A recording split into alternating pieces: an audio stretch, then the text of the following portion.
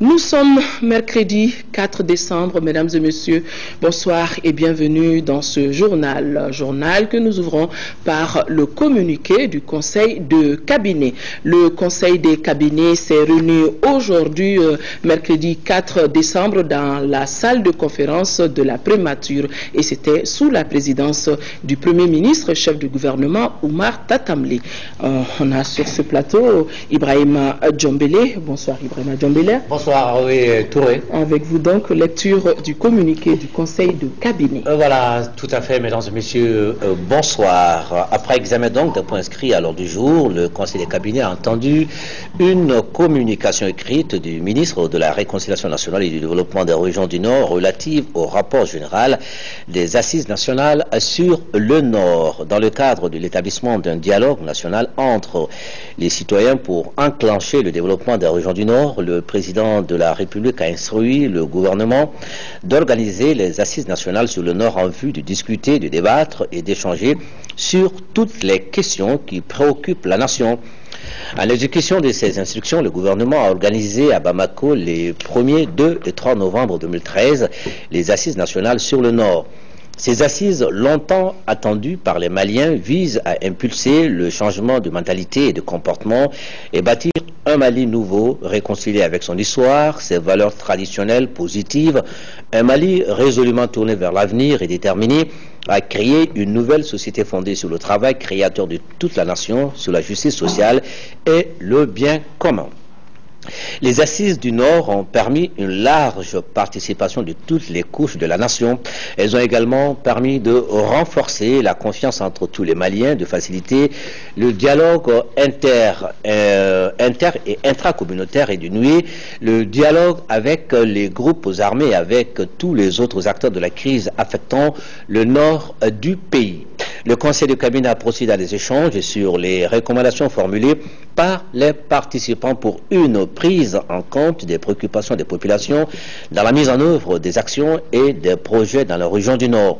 Le Conseil a également entendu une communication du ministre de l'économie et des finances relative à la situation de l'approvisionnement du pays en produits pétroliers, une communication du ministre de la Sécurité relative à la situation sécuritaire sur l'ensemble du territoire, une communication du ministre du Commerce sur la situation des stocks et des prix des produits de première nécessité durant la semaine du 25 au 29 novembre 2013, une communication du ministre du Logement relative à l'organisation des cérémonies de remise des clés des logements sociaux à San, Koutiala, Douila, Kolokani et Nyono, une communication de la femme, de la famille et de l'enfant relative à l'organisation de la journée contre les femmes et aux filles et les 16 jours, une communication du ministre de la Santé et de l'Hygiène publique sur l'évolution de la situation épidémiologique et l'action à déclaration obligatoire et à potentiel épidémique de la semaine du 25 novembre au 1er décembre 2013 et une communication du ministre de l'Artisanat et du Tourisme relative à l'organisation de la 9e en France du 6 au 15 décembre 2013 dont l'ouverture sera placée sous la haute présidence du président de la République Ibrahim Boubacar Keïta. Merci Ibrahima Djombélé, vous allez rester avec nous pour suivre lecture de ce communiqué du gouvernement. Le gouvernement du Mali informe l'opinion publique nationale et internationale que dans la nuit du 3 au 4 décembre, le juge d'instruction du 2e cabinet du tribunal de première instance de la commune 3 du district de Bamako a fait procéder avec l'aide de la police scientifique du service d'investigation judiciaire de la gendarmerie nationale en présence du procureur général près la cour d'appel de Bamako et du ministre de la Justice garde des Sceaux à l'exhumation de 21 corps dont certains en tenue militaire retrouvés dans une fosse commune dans la commune rurale de Djago, non loin de l'usine de cimenterie. L'exhumation, vous le voyez sur ces images, a été ordonnée dans le cadre du dossier ministère public contre Issa Tangara, Amadou Ayasanogo et autres pour enlèvement de personnes et complications et complicité consécutifs aux événements du 30 avril 2012 survenus à Bamako. L'information judiciaire se poursuit en vue d'identifier ces corps et de situer les responsabilités. L'opinion sera informée en temps utile des développements ultérieurs de ce dossier. Nous restons dans le domaine militaire. Le président de la commission de dissolution et de liquidation du comité militaire de suivi de la réforme des forces de défense et de sécurité communique. Dans le cadre des opérations de liquidation et de dissolution du comité militaire de suivi de la réforme des forces de défense et de sécurité, un organe liquidateur a été mis en place au siège de la direction des ressources humaines du ministère de la Défense et des anciens combattants, à l'ACI 2000 près de la Canam. Par conséquent, il est porté à la connaissance de tous les créanciers du comité militaire de suivi de la réforme des forces de défense et de sécurité à se présenter à l'organe liquidateur muni de pièces justificatives, bons, factures, contrats pour une prise en charge, et cela avant le 15 décembre. Pour toute information complémentaire, des numéros sont disponibles. 20 22 18 25 ou 76 41 82 95. Je vous le disais dans le titre, le service administratif de l'Assemblée nationale se prépare à recevoir de nouveaux élus. Pour ce faire, les agences se forment à l'accueil et à l'orientation des nouveaux députés de la nouvelle magistrature. Aloussene Touré.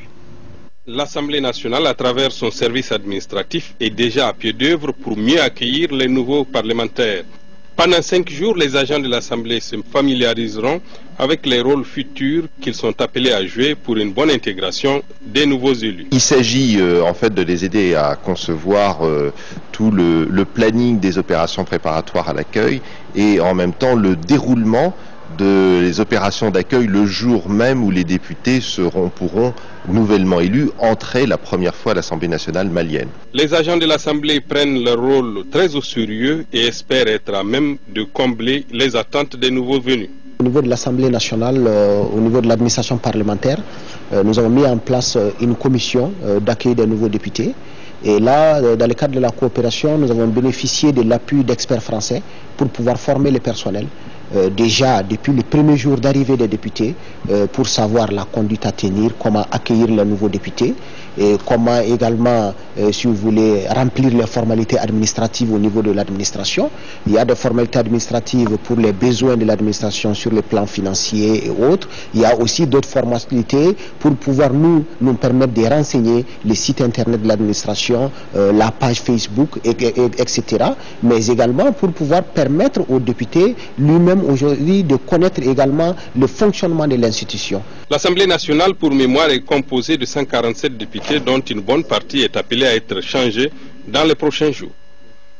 Le président de l'Assemblée nationale porte à la connaissance des honorables députés qu'une séance plénière de la session ordinaire en cours se tiendra demain, jeudi 5 décembre et jour suivant, s'il y a lieu, à partir de 10 h dans la salle Modibo Keïta. Le projet d'ordre du jour porte sur des délibérations sur des projets de loi intéressant la vie de la nation et des communications.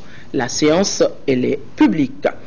La Commission électorale nationale indépendante, CENI, a fait le constat que certains candidats à l'élection des députés à l'Assemblée nationale ont commencé à battre campagne avant la proclamation par la Cour constitutionnelle des résultats définitifs du premier tour. La CENI les invite au respect de l'article 69 de la loi électorale qui dispose qu'en cas de second tour, la campagne électorale commence le lendemain de la proclamation des résultats définitifs du premier tour.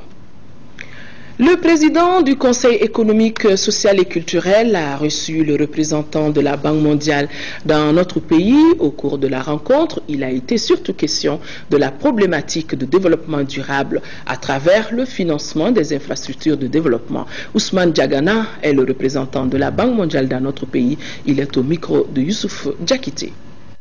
Aujourd'hui que la situation se normalise, il était utile qu'on revienne vers le Conseil économique et social pour nous dire comment nous avons travaillé au Mali pendant la période de la crise et comment nous entendons travailler à cette étape où le pays sort de la crise. Le vendredi prochain, un grand programme de la Banque mondiale intitulé Reconstruction et relance économique va passer au conseil d'administration de la banque.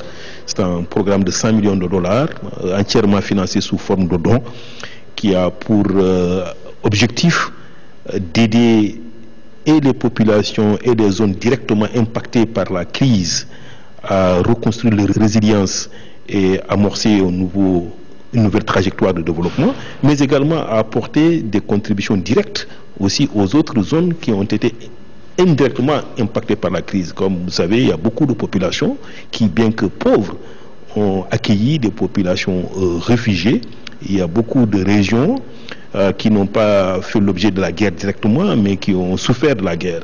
Donc je crois que sur ces questions également, Monsieur le Président du Conseil économique et social et les autres conseillers nous ont donné des idées extrêmement utiles pour faire en sorte que ce programme s'exécute de manière efficace dans l'intérêt des populations qui sont nos cibles. Le Haut Conseil des collectivités abrite un atelier relatif à la mobilisation des ressources financières des collectivités territoriales. Prennent part à cet atelier les conseillers nationaux en collaboration avec CRI 2002. Cet atelier permettra aux participants de maîtriser les techniques pouvant permettre de mobiliser les ressources propres aux collectivités. Compte rendu Mahamadou Doumbia. Rechercher et mobiliser les ressources financières, c'est à cela que doivent s'atteler les collectivités territoriales pour pouvoir pleinement jouer leur rôle au sein de notre communauté.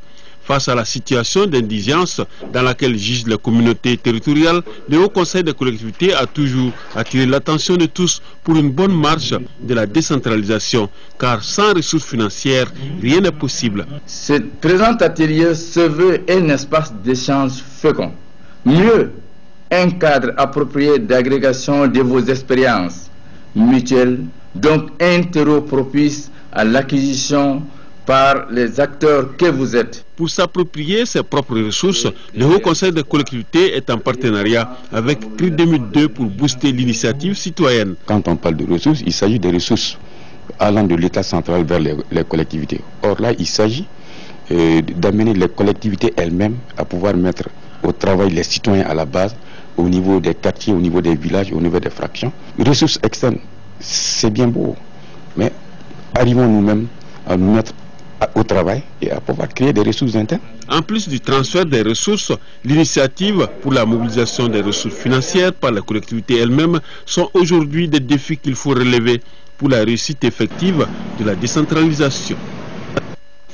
Le Mali, à l'instar de la communauté internationale, va célébrer demain 5 décembre la journée internationale des volontaires. Instituée par les Nations Unies en 1985, cette journée est l'occasion annuelle de communion et de concertation autour du volontariat. À cette occasion, voici le message du ministre de la Jeunesse et des Sports, Mamadou Gaussou Diarra, recueilli par Al-Jumatina.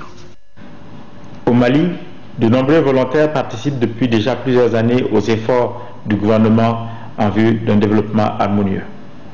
Depuis 2011, 100 jeunes volontaires répartis entre les centres régionaux de Caille, Sikasso et Mopti s'évertuent chaque jour à apporter des appuis multiformes aux communautés à la base dans des domaines variés comme la santé, l'éducation, l'eau, l'hygiène, l'assainissement, l'appui aux collectivités décentralisées.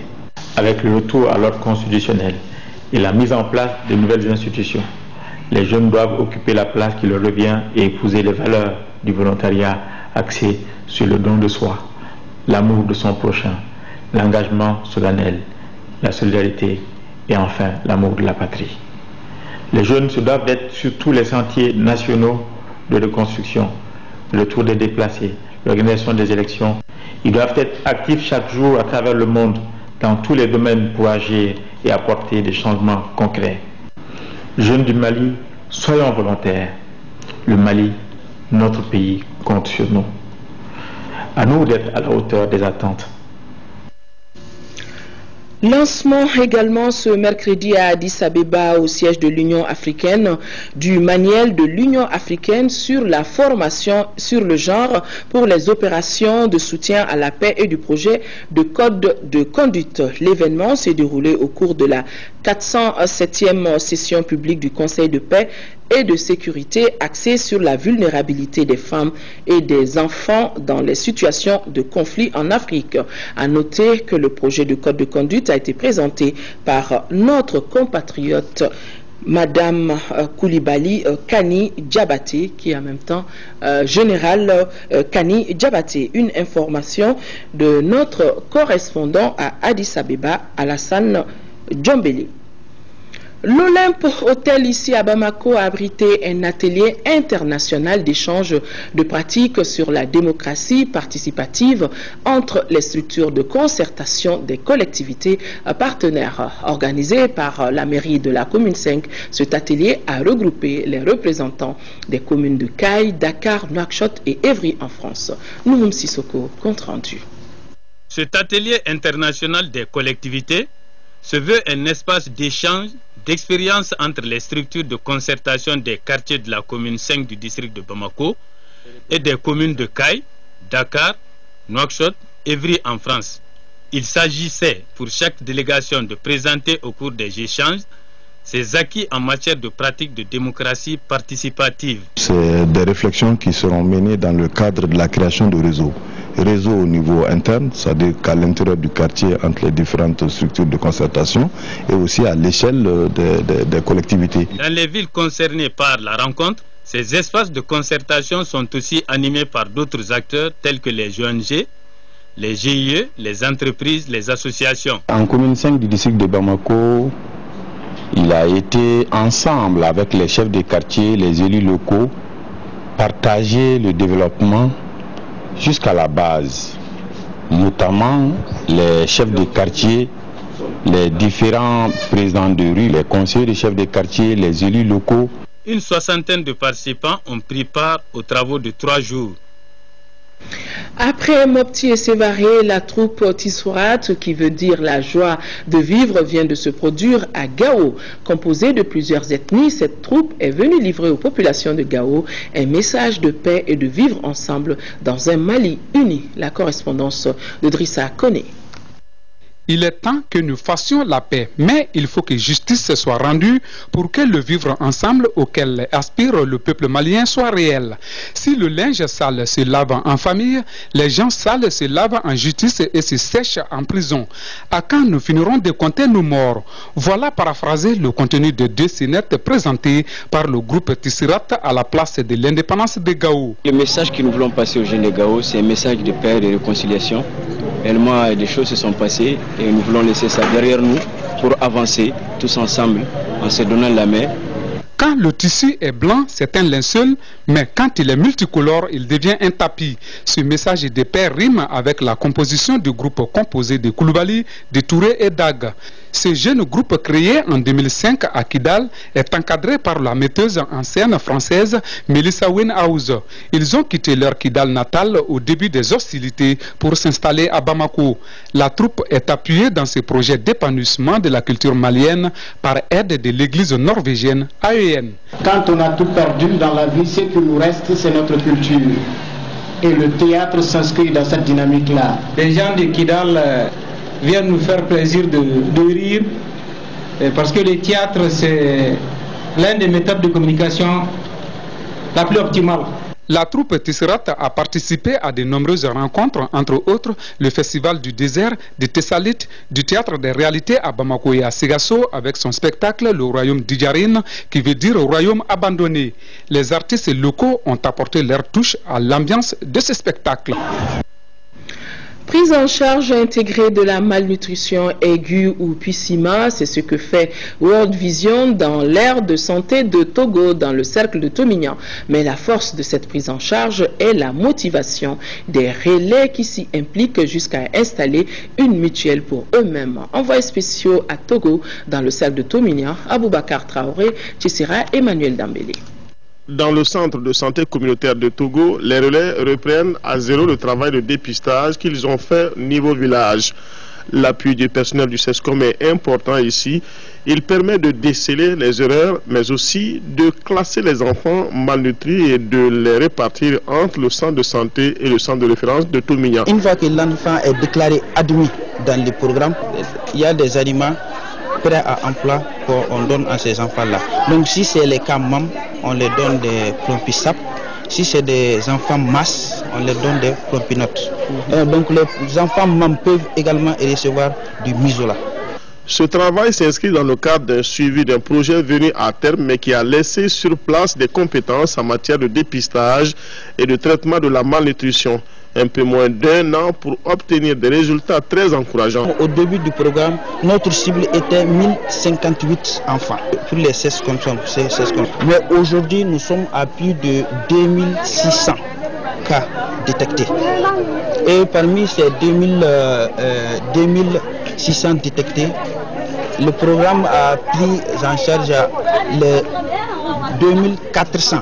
Mais le socle du projet et du post-projet est l'association des relais communautaires impliqués aussi dans l'assainissement du centre de santé et dans la gestion de leur propre santé à travers une mutuelle où tout le monde est à jour dans les cotisations.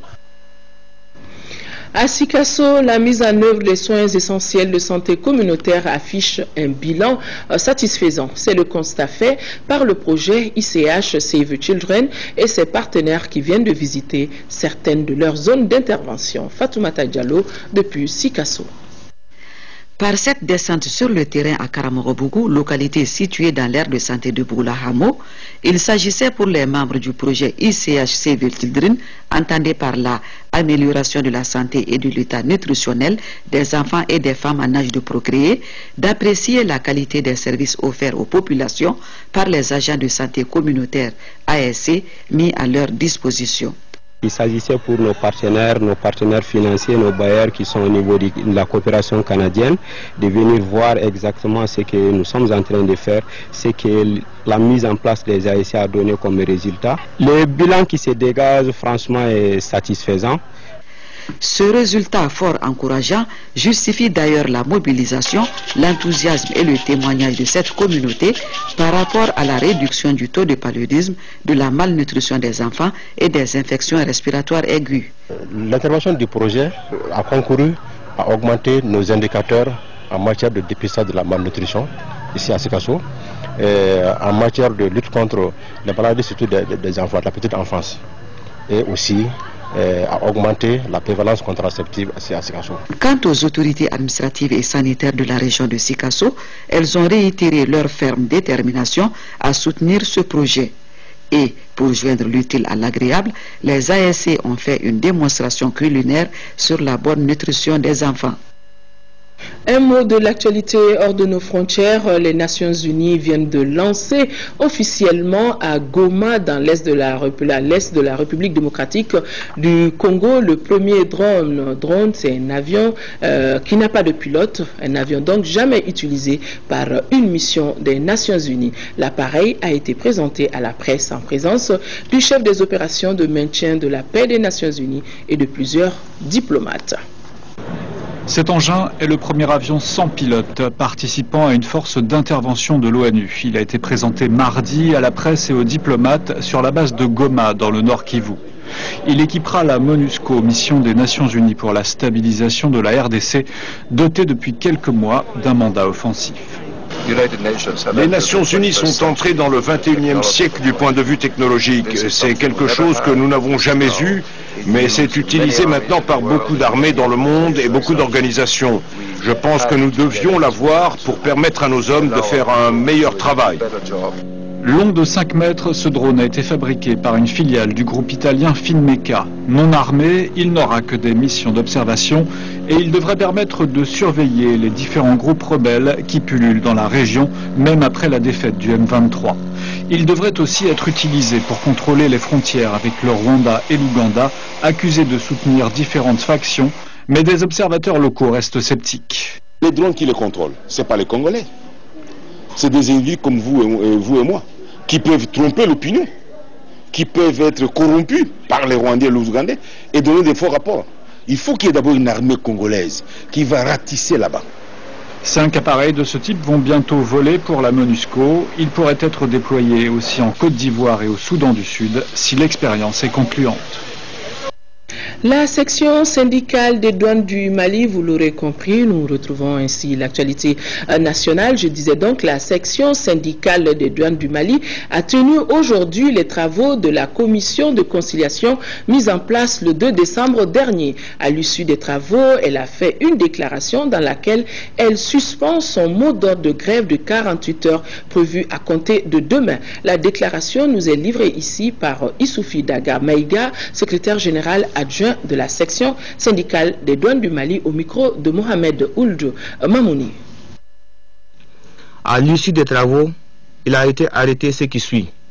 La non-satisfaction du bénéfice du droit à la dotation en 2011 et 2012 et la tentative de récidive de cette violation de droit à l'habillement en 2013. Le gouvernement s'est engagé à satisfaire la dotation en tenue au titre de 2013 d'ici le 31 janvier 2014 au plus tard. S'agissant des dotations en tenue de 2011 et 2012, le gouvernement s'engage à ouvrir des discussions ultérieurement avec le syndicat. Les insuffisances nocives au bon déroulement de la gestion harmonieuse du personnel, à savoir le non-redéploiement des agents ayant dûment leur arrêté de régularisation. La question ayant déjà eu un début de solution, l'administration des douanes et le syndicat se sont engagés à finaliser le dossier. Le non-redéploiement des agents affectés à l'Office central des stupéfiants. Le gouvernement s'est engagé à rappeler les agents concernés dans les 48 heures après la signature de ce procès verbal. La redéfinition du programme de formation initiale, durée de formation à savoir 9 mois et le bénéfice de bonification d'échelon. L'administration des douanes s'est engagée à suspendre les formations en attendant de convenir avec le syndicat des conditions de déroulement et des critères de sélection des auditeurs. Le blocage de l'annexe rectificatif du statut particulier des douanes. Le dossier étant programmé pour le comité de coordination des secrétaires généraux du jeudi 5 décembre 2013, la commission recommande au gouvernement d'adopter le dossier en conseil des ministres dans un délai raisonnable. Le manque de volonté du département à réagir favorablement et diligemment à l'aboutissement des résultats de la commission mise en place pour la relecture du décret 02-299/PRM du 2 juin 2002 et ses textes subséquents. Le gouvernement reconnaît la légitimité de la revendication de la section syndicale des douanes. La commission de conciliation engage le ministre de l'économie et des finances à recevoir le syndicat dès son retour de voyage dans la journée du jeudi 19 décembre 2013. Le syndicat sera informé au moment opportun de l'heure de la rencontre. En conséquence, le syndicat a décidé de suspendre son mot d'ordre de grève, fait à Bamako le 4 décembre 2013. Un bâtiment s'est effondré cet après-midi à Magnambougou face au Kanou, en commune 6 du district de Bamako, où une vingtaine de manœuvres étaient en plein travaux. Le bilan est de 8 blessés, dont un enfant. Ni les responsables du chantier, ni le propriétaire de la maison n'étaient sur le lieu au moment de l'arrivée de notre équipe de reportage. Sur place, le commissaire adjoint du 7e arrondissement était venu faire le constat. Il est au micro de Moussa Fane. Nous avons été informés par rapport à cet incident malheureux qui vient d'arriver. Immédiatement, nous avons dépêché une équipe, moi-même en personne avec le commissaire sur le lieu. À notre arrivée, nous avons constaté vraiment les désastres que vous voyez derrière moi. C'est un immeuble qui s'est effondré lorsque les manœuvres étaient en plein travaux pour faire la toiture, c'est-à-dire le béton. Donc la protection civile a été conviée aussi, avec une célérité arrivée, et ensemble on a pu extraire certaines personnes, notamment les manœuvres, donc ils sont un peu blessés. Ils ont été transportés à l'hôpital. Le nombre à peu près 8, dont un bébé. Malheureusement, à notre arrivée, on a trouvé que tous ceux qui peuvent être considérés comme responsables ont disparu des lieux, excepté ceux les gardiens qui étaient là.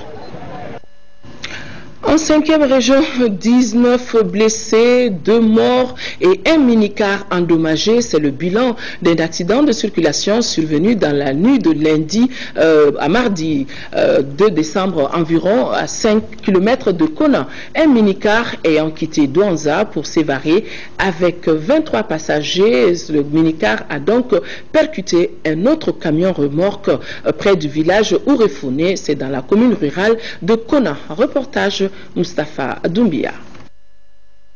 C'est au niveau du village de Ourofouné, à 5 km de Kona sur la route nationale 16, qu'est survenu cet accident de circulation dans la nuit du lundi 2 décembre aux environs de 21 h.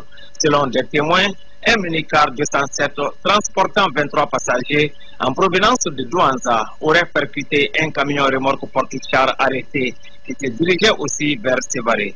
Bilan, 2 morts, 19 blessés, le minicar endommagé. Immédiatement, les secours sont intervenus, aussi bien sur le plan sanitaire que de la protection civile. Cela nous a permis donc d'évacuer immédiatement tous les cas de blessés graves sur l'hôpital Somino Dolo de Mopti. Au nombre de blessés, 12 légers ont été immédiatement conduits au centre de santé communautaire de Kona pour leur prise en charge.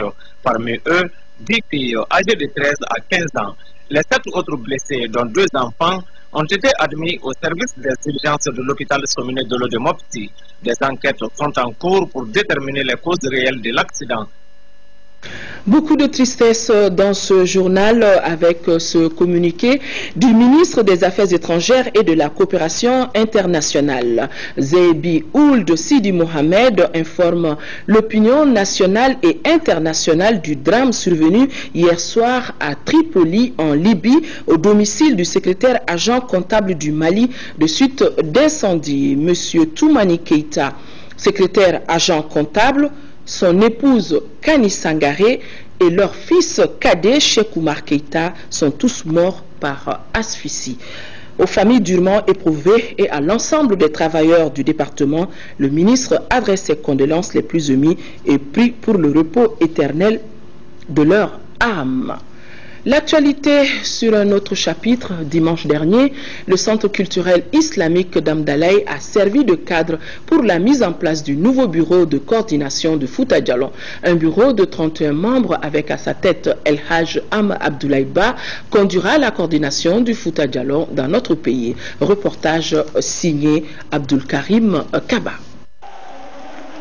C'est désormais El Haj Abdoulaye Ba qui dirigera la coordination de Fouta Djallon au Mali. Fouta Djallon est l'association des ressortissants guinéens de la dite ville. El Haj Abdoulaye Ba Didoula est à la tête d'un bureau de 31 membres. Cette cérémonie marque l'investiture du nouveau bureau. Pour les 5 années à venir, le président compte rassembler tout le monde dans la paix.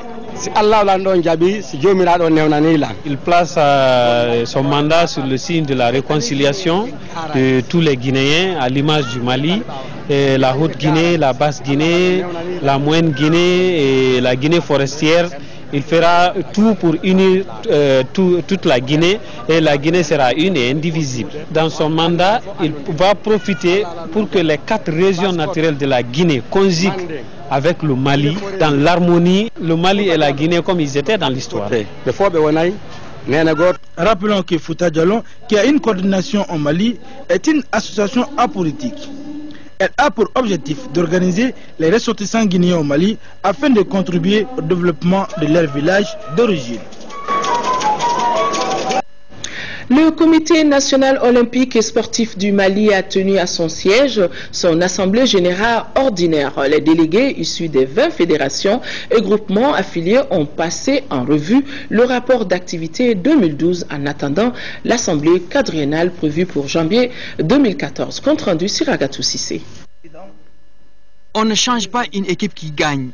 C'est fort de ce constat que le bureau sortant du Comité national olympique et sportif du Mali, CNOS, a présenté à la vingtaine de délégués, plus un groupement sportif, le rapport d'activité de l'année 2012. À la tête du CNOS, Habib Sissoko et son équipe ont su donner une âme et une orientation au Comité olympique et sportif. Des résultats jugés positifs. Tous les points inscrits à l'ordre du jour ont été lus, approuvés et adoptés par l'Assemblée générale ordinaire. Le comité exécutif s'est attelé à appliquer le programme de la solidarité olympique et les programmes du comité exécutif du comité national. Il a réussi la participation de notre pays aux Jeux olympiques de Londres 2012. Il a maintenu le cap dans le renforcement permanent des capacités à travers les cours nationaux pour dirigeants sportifs et les cours avancés en management de sport. Pour la performance de leurs athlètes, les fédérations sportives nationales et les groupements sportifs ont contribué partout et en toutes les circonstances à sauvegarder le prestige du Mali. À l'heure où certaines fédérations ont changé ou confirmé leur numéro 1, le président du CNOSM en appelle toujours à l'union sacrée. Auparavant, une minute de silence a été observée à la mémoire de nos compatriotes tombés sur le champ de l'honneur lors des tristes événements de 2012 en nos jours.